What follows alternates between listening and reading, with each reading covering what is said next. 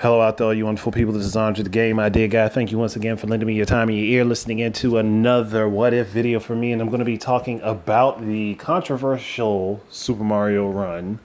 And what if it was a free-to-play game instead of a full-priced game on mobile?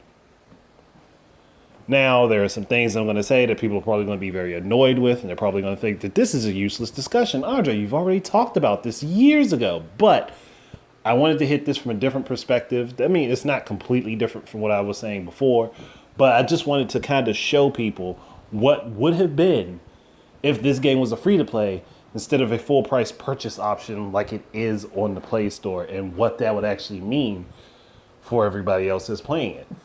Now, I understand it is, if this was a free-to-play, people would not have been complaining about it. They wouldn't have had any anger issues toward this game. They would have been perfectly fine with the game being a free-to-play.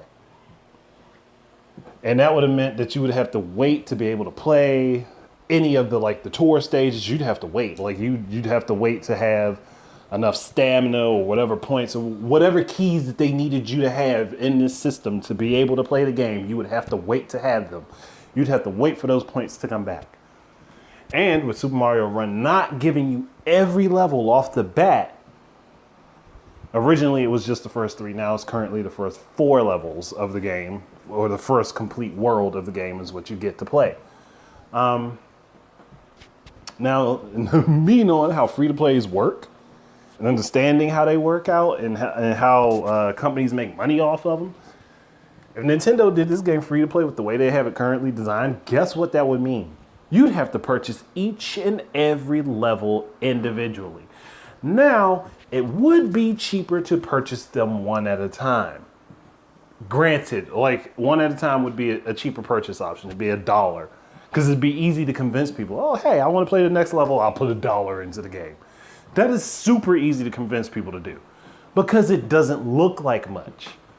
It really doesn't look like much. But when you think about it and you consider that this game actually has 24 levels in it, 24 individual levels that have 3 core sets each.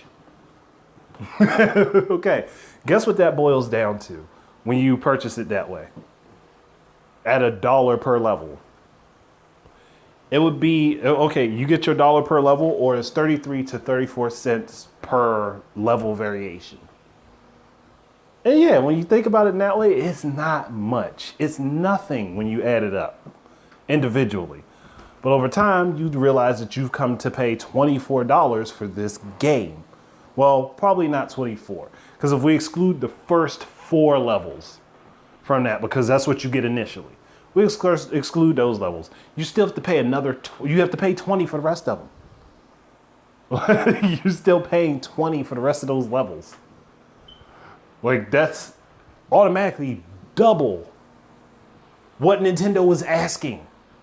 That's double what Nintendo was already asking you for the game.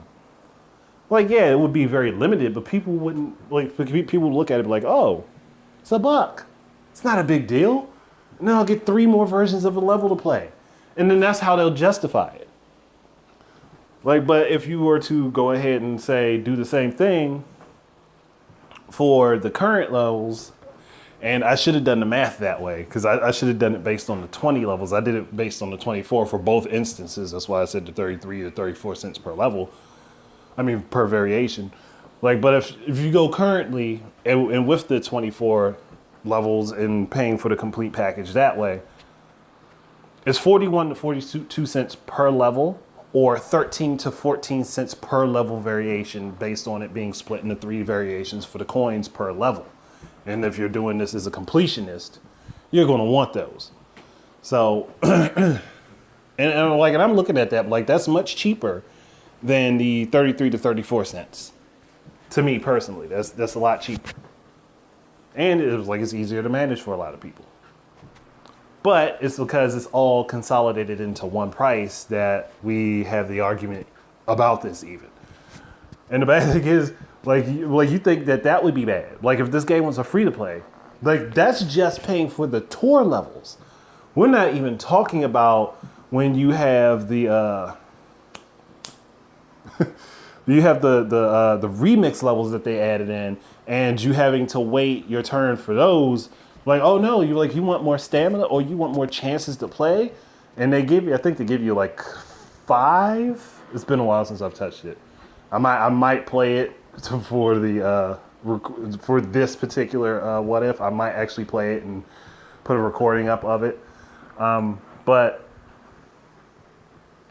That like that's you have a certain number of chances, and then that runs out. Oh, another buck for that. Like, you want to bring those back? Here, you drop $1. You'll get more turns. That's what they would be doing. They'd be nickeling and diming you in order for you to be able to play this game. And then on top of that, when you do the toad runs against other people, oh, you need more. You need more keys. You need more stamina. You need more attempts. Another buck. And it would be a residual thing that they could keep making more and more money off of. I mean, it's not like they don't do that with Fire Emblem Heroes, do they? Oh shit, they do. They do that with Fire Emblem Heroes. And nobody bitches about that game. No one complains because it's a free-to-play. They actually also do the same thing with Dragalia Lost, but nobody complains. It's a free-to-play. I mean, I'm not going to knock these games. They are good for what they were designed to be. They are fucking amazing from Nintendo. But when you think about it and thinking about it in the context that I'm giving it to you, if Nintendo put out Fire Emblem Heroes for like $15 on the Play Store, and you were going to constantly get updates, free updates to this stuff, no one would have bought it. People would have bitched and complained and moaned and groaned and said it was too much money. Even though they would have been getting free updates, would have been getting free content, they would have been getting additional stuff added to the game that they did not have to put an additional dime or penny down for. And that's the mentality when it comes down to mobile gaming. It's just like, okay, if I can't play it for free from jump, then I'm going to have issues with it. And Nintendo gave you an option to start the game for free with Super Mario Run, to start the game for free and then say, hey, you really like this? You think it's cool? You think it's awesome? Here, drop $10 and you get the complete game. The complete game. Nothing additional needed to be paid. No matter what we update to this game, that's what you get. But if it was a free-to-play, that's not how it would run. Again, you'd be getting $1 to add additional turns, $1 to add additional levels, $1 to be able to unlock this mode, $1 to be able to play against your friends here, to be able to keep going, $1 to be able to unlock this certain number of fucking mushrooms and shit or whatever you needed to make your move to the next level, to make more progress. That's what would be going on. Or you can sit and wait for a while. But we know that gamers now, no matter whether it's mobile, PC, console, whatever, they are impatient. And giving them the option to speed their progress up by paying a couple of bucks, there are a lot of people that do it.